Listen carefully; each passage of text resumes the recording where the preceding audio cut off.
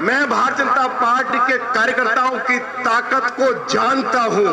ये तब तक अपने घर में चैन से बैठने वाले नहीं है जब तक इन घोटालों के जो मुख्य सरगना है दिल्ली के मुख्यमंत्री अरविंद केजरीवाल, उनका त्याग पत्र नहीं हो जाता, उनके खिलाफ मुकदमा दर्ज करके उनको सिसोदिया और सत्येंद्र जैन की बगल में जाकर लिटा नहीं दिया जाता है।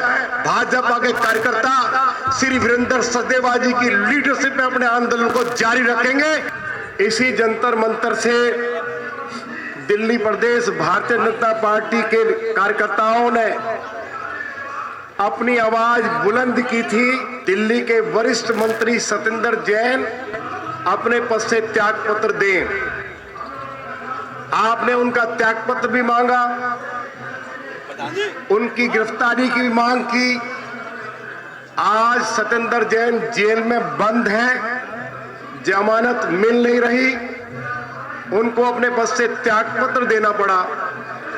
पूरी दिल्ली भर में भारतीय जनता पार्टी के कार्यकर्ताओं ने शराब घोटाले को लेकर मनीष सिसोदिया का त्याग पत्र मांगा, उनकी गिरफ्तारी की मांग की। भारतीय जनता पार्टी के कार्यकर्ताओं को सफलता मिली, मनीष सिसोदिया का त्यागपत्र हुआ और उनको जेल भी जाना पड़ा। आज मैं घोषणा कर रहा हूं, श्री वीरेंद्र सचदेवा जी के सफल नेतृत्व में दिल्ली प्रदेश भारतीय जनता पार्टी के कार्यकर्ता सड़कों पर उतर गए हैं। विधानसभा के अंदर जोरदार हमला। कल हमारी पार्टी के वरिष्ठ नेता श्री विजेंद्र गुप्ता ने अरविंद केजरीवाल की सरकार पर बोला है। अरविंद केजरीवाल की सरकार विधानसभा से भाग खड़ी हुई। अरविंद केजरीवाल रोहिणी में गया था, हजारों लोग विजेंद्र गुप्ता की लीडरशिप में एकत्रित हो गए। अरविंद केजरीवाल चोर है, अरविंद केजरीवाल चोर है, उसको पिछले दरवाजे से निकलकर भागना पड़ा। ये हालत आज दिल्ली के मुख्यमंत्री की हो गई है। आज नहीं कल अरविंद केजरीवाल का त्यागपत्र होगा। अरविंद केजरीवाल के ऊपर राष्ट्रद्रोह का मुकदमा दर्ज होगा और अरविंद केजरीवाल को सालों साल के लिए जेल जाना पड़ेगा। मैं भारतीय जनता पार्टी के कार्यकर्ताओं की ताकत को जानता हूं। ये तब तक अपने घर में चैन से बैठने वाले नहीं है जब तक इन घोटालों के जो मुख्य सरगना है दिल्ली के मुख्यमंत्री अरविंद केजरीवाल, उनका त्याग पत्र नहीं हो जाता, उनके खिलाफ मुकदमा दर्ज करके उनको सिसोदिया और सत्येंद्र जैन की बगल में जाकर लिटा नहीं दिया जाता है। भाजपा के कार्यकर्ता श्री वीरेंद्र सचदेवा जी की लीडरशिप में अपने आंदोलन को जारी रखेंगे। आपको ध्यान होगा जुलाई 2021 के अंदर जिस समय ये पॉलिसी को इन्होंने ड्राफ्ट किया था, उस समय भारतीय जनता पार्टी ने एक आवाज को बुलंद किया था। जंतर मंतर पर एक मौन व्रत रखा था और ये आवाज दिया था कि केजरीवाल जी ये पॉलिसी गलत है, ये भ्रष्टाचारी पॉलिसी है, ये पॉलिसी दिल्ली के युवाओं को नशे की ओर झोंकने का काम करेगी और ये जो नई पॉलिसी लाए हो इसका कोई और दूसरा मकसद नहीं सिवाय भ्रष्टाचार के, सिवाय पैसे बनाने के।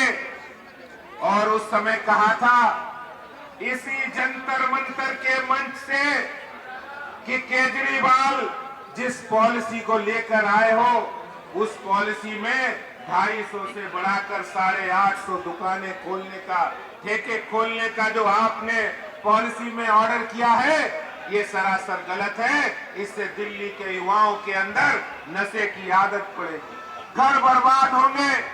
महिलाएं ने प्रदर्शन किए लेकिन केजरीवाल सत्ता के नशे में इतना चूर रहे कि उन्होंने एक नहीं सुनी, क्योंकि उनके मन में वो पीछे से नोटों की गड्डियां, पैसे, भ्रष्टाचार उनके सामने था और वो सोच रहे थे कैसे पॉलिसी को जल्दी से जल्दी अप्रूवल दिया जाए ताकि हम शराब माफिया से भ्रष्टाचार करें, पैसे ले। और अब जब सारी बातें सामने आ गई हैं कि कैसे शराब माफिया का कमीशन 2% से बढ़ा के 12% किया, कैसे शराब माफिया को फायदा पहुंचाने के लिए 144 करोड़ माफ कर दिया, और तो और केजरीवाल जी तुम्हें शर्म आनी चाहिए।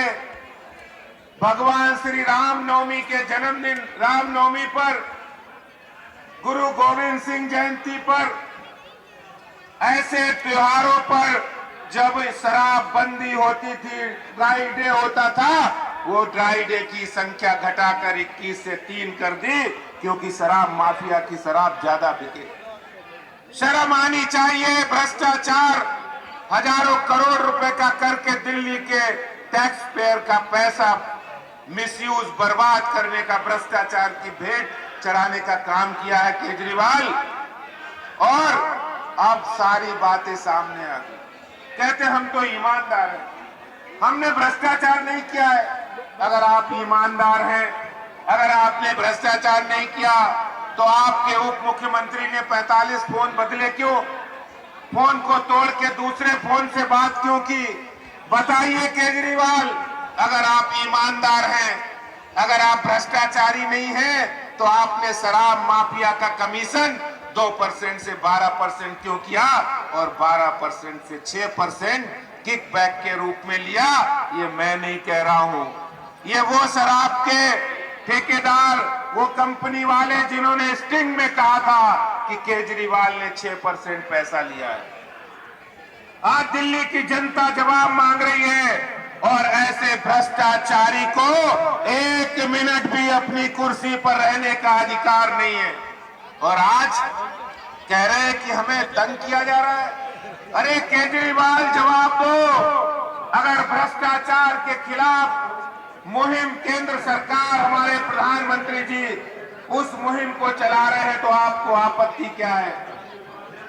तो इसलिए दोस्तों, साथियों, ये संग्राम, ये लड़ाई अभी जारी रहेगी जब तक केजरीवाल का इस्तीफा नहीं होगा। और इस्तीफे होने तक भारतीय जनता पार्टी की ये जंग, ये संघर्ष जारी रहेगी। मैं सभी कार्यकर्ताओं को बधाई देता हूं कि उनके संघर्ष के कारण आज ये भ्रष्टाचार के खिलाफ जो लड़ाई एक मुकाम पर पहुंची है। और मनीष सिसोदिया और सत्येंद्र जैन जेल के अंदर है, जिनको ये कहते थे ये तो ईमानदार है, इनको भारत रत्न मिलना चाहिए, इनको पद्म विभूषण मिलना चाहिए। ऐसे केजरीवाल, दिल्ली के भ्रष्ट मुख्यमंत्री, इस्तीफा देना आपको पड़ेगा।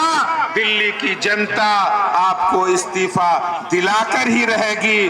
बहुत बहुत धन्यवाद। Kejriwal down down. मैं आदरणीय विजय गोयल जी से आग्रह करूंगा कि वो आए और हम सबको संबोधित करें।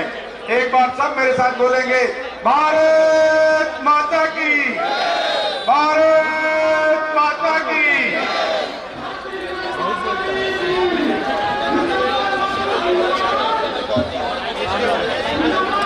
अरे भाई, इतनी बड़ी संख्या में लोग आए हुए हो, मीडिया को दिखाई नहीं दे रहे हो, तुम लोग सारे मंच पर आ जाओ।